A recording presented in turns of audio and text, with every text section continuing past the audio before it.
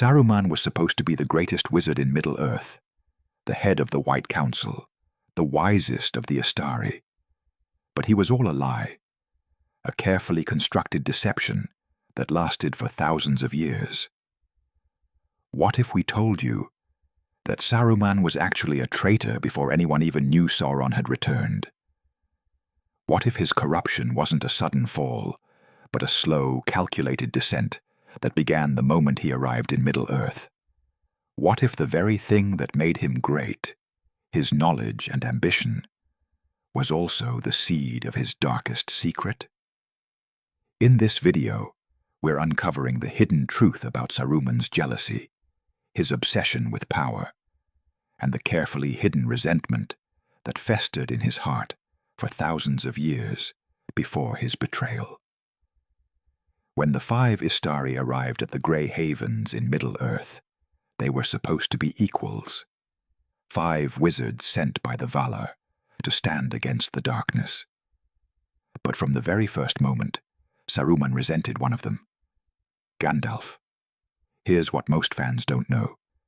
Círdan, the ancient shipwright and keeper of the Grey Havens, recognized something special in Gandalf.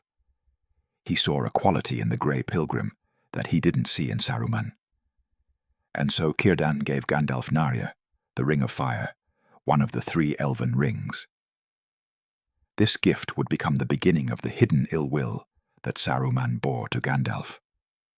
Saruman was already ambitious, already proud, already convinced of his own superiority, but he wasn't chosen for the ring. He wasn't recognized by Círdan as the greatest among them. And worse still, it was Gandalf who received this honor, the same Gandalf who Saruman had begun to view as a rival. Through his jealousy towards Gandalf and his ever-growing pride and arrogance, Saruman became ensnared by his own ambitions. For thousands of years, this jealousy festered in secret.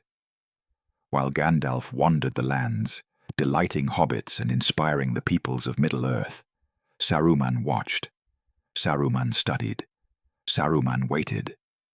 And in his waiting, he nursed a wound that would never fully heal. What came next was even darker than anyone realized. While still outwardly loyal to the White Council, Saruman began building a hidden intelligence network. He didn't do this openly. He did it in secret, with cunning and deception. Suspecting a potential connection between the ring and the Shire, based mostly on Gandalf's interest there, Saruman instructed his agents to infiltrate the Shire and keep tabs on the comings and goings of any important hobbits. He sent spies into the Shire decades before the ring was even discovered by Bilbo. He had already begun his surveillance, his manipulation, his preparation. But why? Why would Saruman be spying on the Shire? Why would he be watching Gandalf's movements so carefully? Believing that all of Gandalf's deeds related to some as yet undisclosed plan for self-enhancement, Saruman began keeping a closer watch on the Grey Pilgrim and sent spies to report on all his movements. Think about that for a moment. Saruman wasn't just jealous of Gandalf. He was paranoid, convinced that Gandalf had some hidden scheme, some secret plan that Saruman couldn't understand. So Saruman created his own scheme, his own plan. He built a network of spies and informants across Middle-earth, all to keep tabs on his supposed rival. This wasn't the action of a loyal member of the White Council. This was the action of a paranoid conspirator. While maintaining his position as head of the White Council, Saruman became increasingly obsessed with one thing: the rings of power. Specifically, the lost secrets of their creation. Through his jealousy towards Gandalf and using the Palantir, Saruman was ensnared by Sauron. Using the knowledge of his new ally or lore of Lost Eregion, Saruman crafted his own lesser ring and sought to emulate Sauron. But here's the most disturbing part. Saruman didn't just craft one ring. Further trying to emulate his master, Saruman crafted his own lesser ring, and similarly styled himself as a ring-maker. He became obsessed with the idea of wielding power through the rings. He studied them obsessively. He researched their creation. He spent thousands of years preparing for the day when he might wield the same power as Sauron himself. And all the while, he remained head of the White Council. All the while, Elrond and Galadriel and the other members trusted him. They didn't know that their leader was secretly studying the arts of the enemy. They didn't know that he was creating his own ring. They didn't know that his entire focus had shifted from opposing Sauron to emulating him.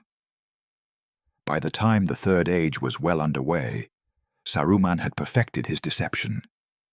He was playing two games simultaneously. On the surface, he remained a member of the White Council, a respected leader, an enemy of Sauron. But in secret, he was something else entirely.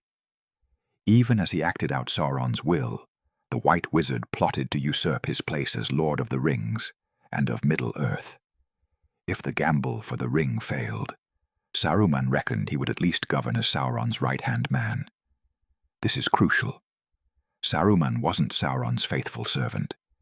He was a man who wanted to become a tyrant himself.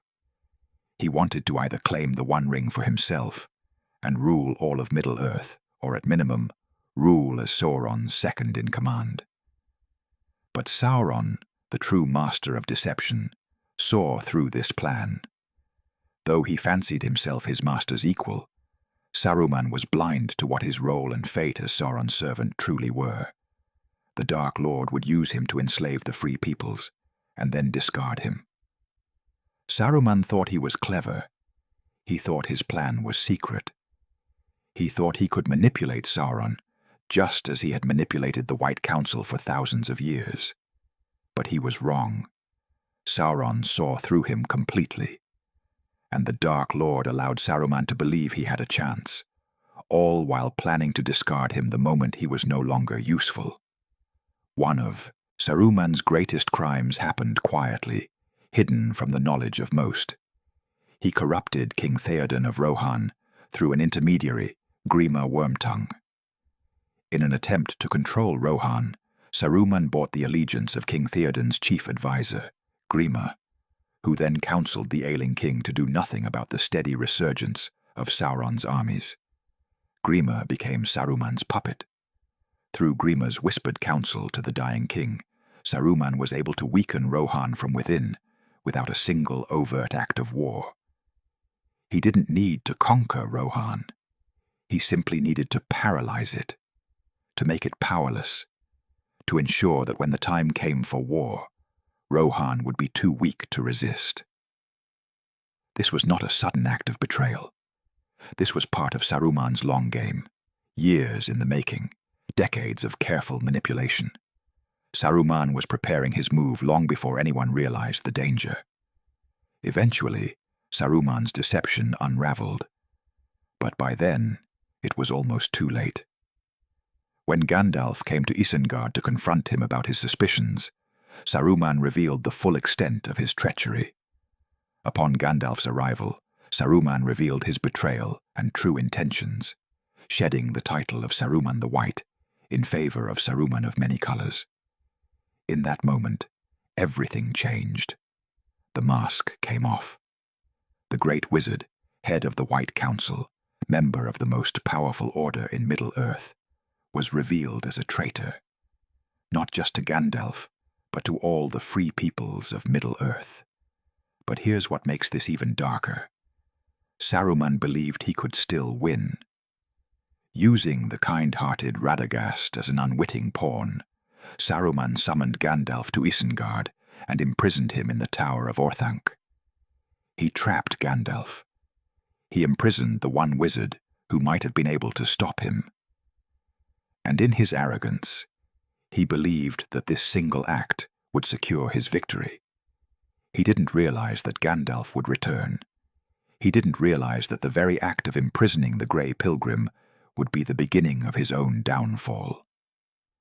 In the aftermath of Saruman's fall, Few people remember what Gandalf said about him, but Gandalf's words are chilling in their accuracy. Quote from Gandalf: "Saruman believes it is only great power that can hold evil in check, but that is not what I have found." Saruman's fundamental belief was wrong. He believed that to fight darkness, one needed to wield darkness. To match Sauron's power, one needed to become like Sauron. This belief drove him to study the enemy's arts, to create his own ring, to build his own army of Uruk-hai, to become, in essence, a second Dark Lord. But Saruman never understood what Gandalf understood, that true power comes not from force, but from hope, from sacrifice, from the willingness of the small and weak to stand against overwhelming odds.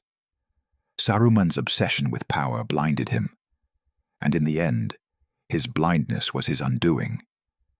And that brings us to the end of this exploration into Saruman's hidden darkness. If you found this investigation into the wizard's secrets compelling, don't forget to subscribe and leave a like. What do you think? Was Saruman always meant to fall? Or could things have been different if Círdan had given him the ring instead of Gandalf? Share your theories in the comments below. Take care, and we'll see you in the next one.